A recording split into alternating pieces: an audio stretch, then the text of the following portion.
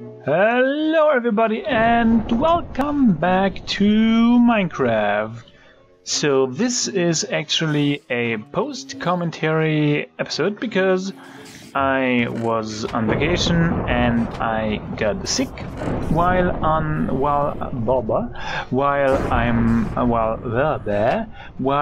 was on vacation, and I was sick still when I went from vacation, but I wanted to record a video, and after I recorded that video I watched the footage and decided, well, no, that's not the content I want to deliver, as if I've delivered any high quality audio content, as much as I try.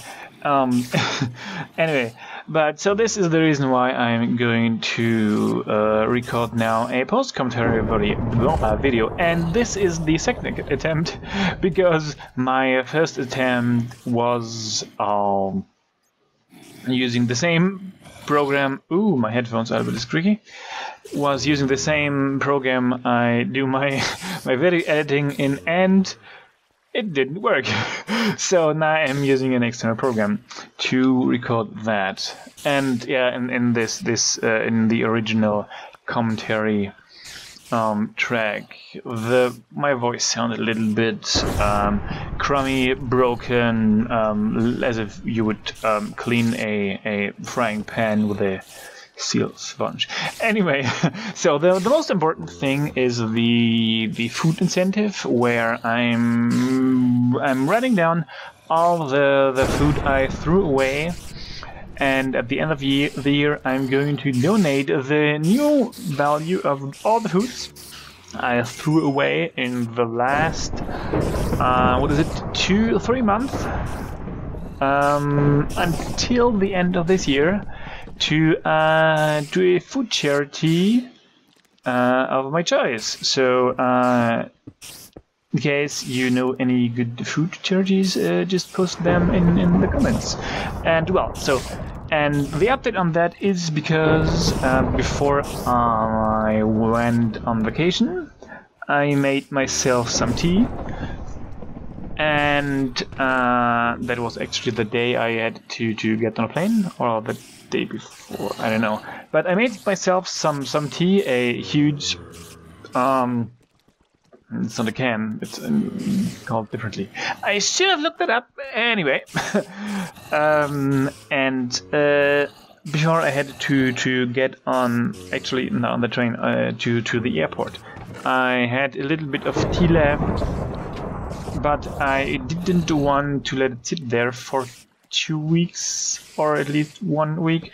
So I poured the leftover tea away, and because that tea was made of 3 tea bags, 1 fennel, 1 nettle, and 1 herb tree bag. All these 3 tea bags go onto the food list, which you should see at almost the end of the video. And yeah, and I think I forgot one item. Maybe it was some kind of roll, I think.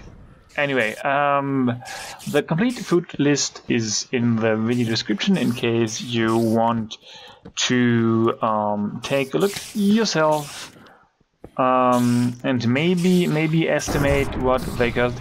I have no values for the new for the things written down. I'm going to do that at the end of the year, I think, somewhere in mid-January, I don't know. I don't even have plans for December. So you can estimate what I'm going what I'm going to donate at this point. And it's going to grow. That amount is going to grow. And I kind of don't want to write down values because I might change my mind. I might change my mind. So no values for me, at least. You can look it up yourself, as I said. And yeah, we will see how that goes. And in this video, I'm excavating and exploring this mine and fighting bad guys and doing all that stuff. So there was not very much a fluent commentary, and so I decided, yeah, that's another good reason to redo that commentary. Yep, that's it for this thing. And the thing I was talking about in this video was a now not so much up-to-date topic anymore, but it was at that time. I'm a little bit behind schedule. It was the Volkswagen emissions fraud, which I think emissions going on, in investigations going on. But I looked into that topic a little bit more on the technical side, because I wanted to do it myself. I wanted to do emissions fraud myself. No, I want to know how they did that. And for me, it's an interesting topic. Of course, it's very bad. It's a fraud from for the customers and government testing agencies and all that stuff. But I wanted to know how they did that, and I looked it up, and I was quite surprised. So from an engineering standpoint, I'm not a big of a car guy, at least not a combustion engine cars. I'm not a big car guy, so I don't really care that much for cars. But from an engineering standpoint, I'm very interested in that topic, because it's right down my alley. So I looked it up, and wow, that's a really big. I think it's a really big achievement what they made from an engineering standpoint. It's against the law to frog. Don't do that. But the thought behind that. So the achievement. So you could have gone elsewhere with that knowledge and ingenuity. But anyway, so let me start. For those of you who don't know, let me start at a very basic point. So nowadays, when you buy a car, it's basically half metal, half electronics, and a little bit of rubber and plastic. Because modern cars have a bunch of sensors and computers and all that stuff. And all these computers are about that size of your cell phone. And imagine like 50-20 cell phones somewhere in your car. Near the engine, near the wheels and all that stuff. So the car has a bunch of sensors. Some for wheel rotation, so every wheel has a device to measure if it's rotating. Then a car has sensors for acceleration in all three directions: up, down, left, right, up, down, left, right, forward, backwards, the most important direction. And the same for rotating around these axes, and another bunch of sensors in the engine itself to measure how much emissions are going out and whatever. And the basic fraud they did, they pretended to they manipulated the control software. I think the engine control software, together with all these sensors, to reduce. I think they reduced the engine power to make less emissions, and I think that is quite genius, because you not to lower that power, because you have to detect that instantly. You just can't go 3 minutes and wait for it to really make sure you are on that test bench. So basically, the cars are skipping things here. Cars are tested on the road and on some kind of treadmill for cars, and they discovered that on that, let's say, treadmill for cars, I know it was the other way around, that on the treadmill for cars, they had okay or good emissions, and then on the road they had very, very high, huge emissions values compared to that on the let's say treadmill. And there's a bunch of illustrations and comics now going around the internet with smoking cars, burning cars. I even saw a coal train engine with the text under it, still cleaner than a Volkswagen. And yeah, it's funny to some point now. It's just annoying to see all these comics, and it's not as if you would see any smoke. From other way, they would have detected that just by looking at it. It's not as if you see any smoke coming out of the exhaust. It's just more, I think, NOx particles. I don't know. So I think the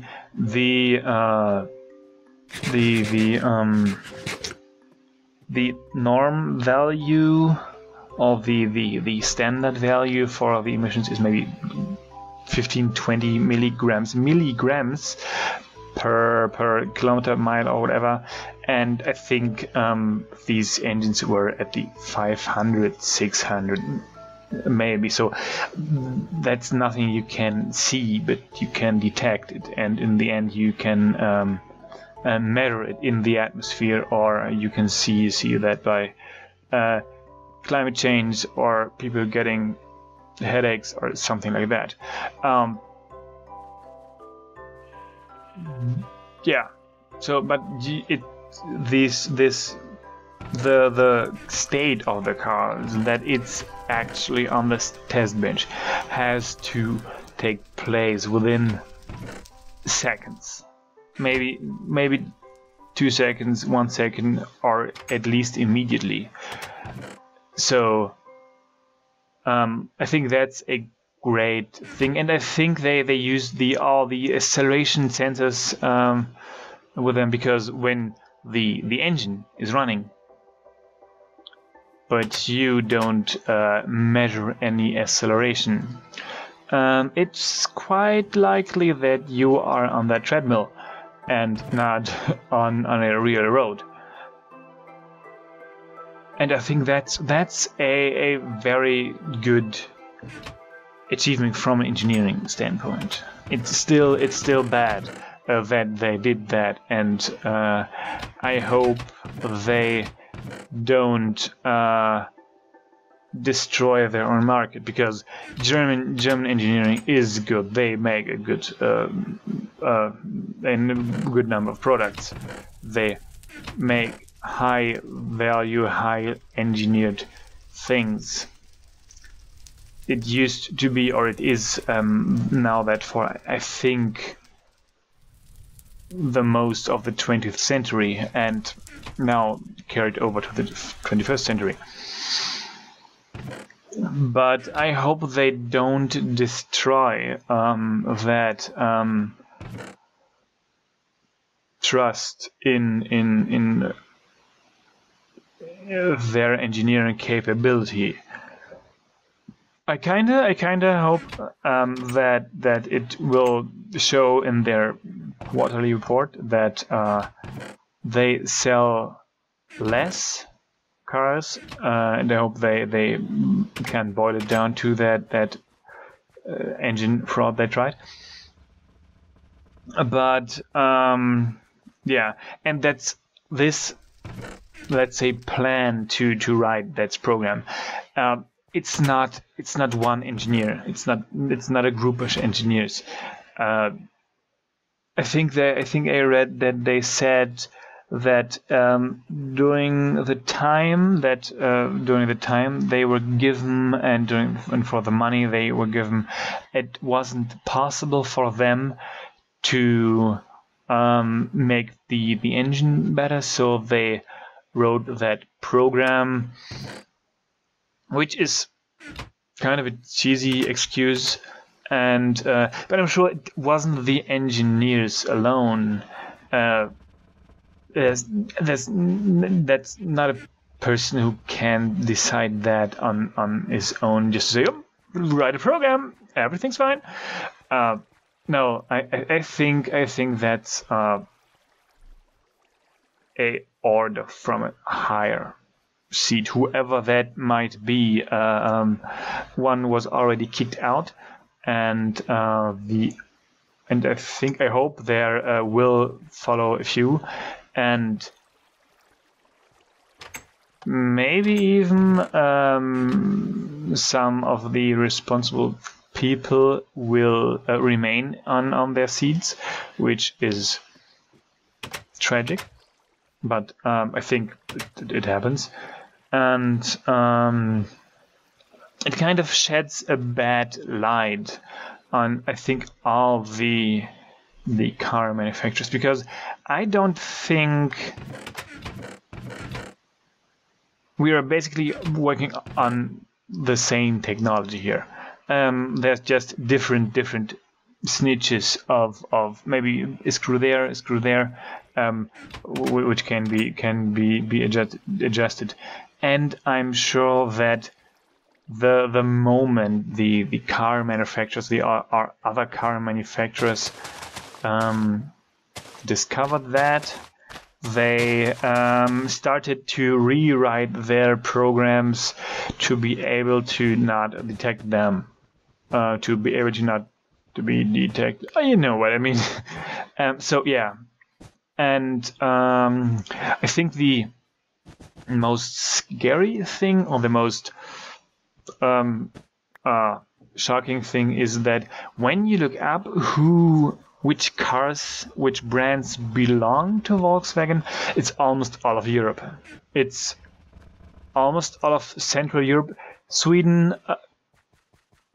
Swedish cars, Spanish cars, French cars, maybe not French cars, but a bunch of cars. There's nothing much left. BMW doesn't belong to Volkswagen, but I'm quite sure that they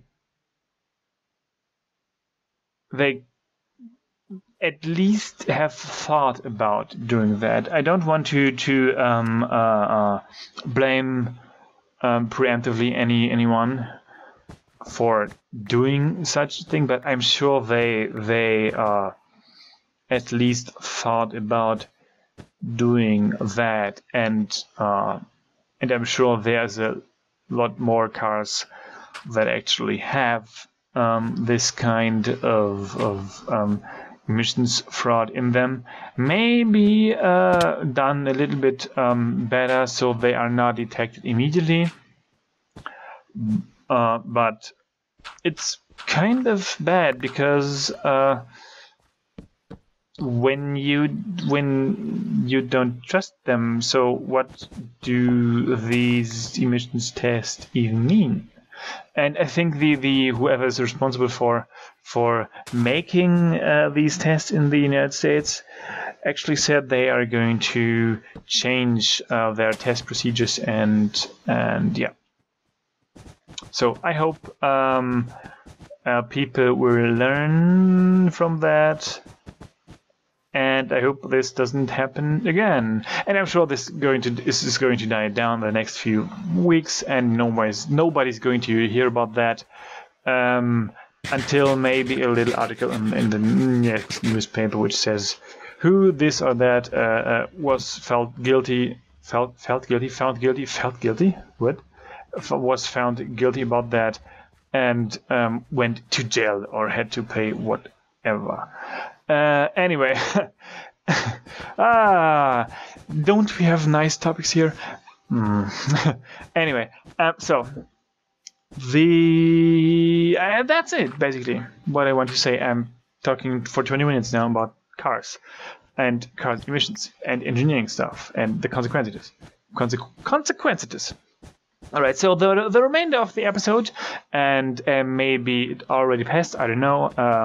I've not edited that video to this point yet. I'm going to write down the things in the food incentive list.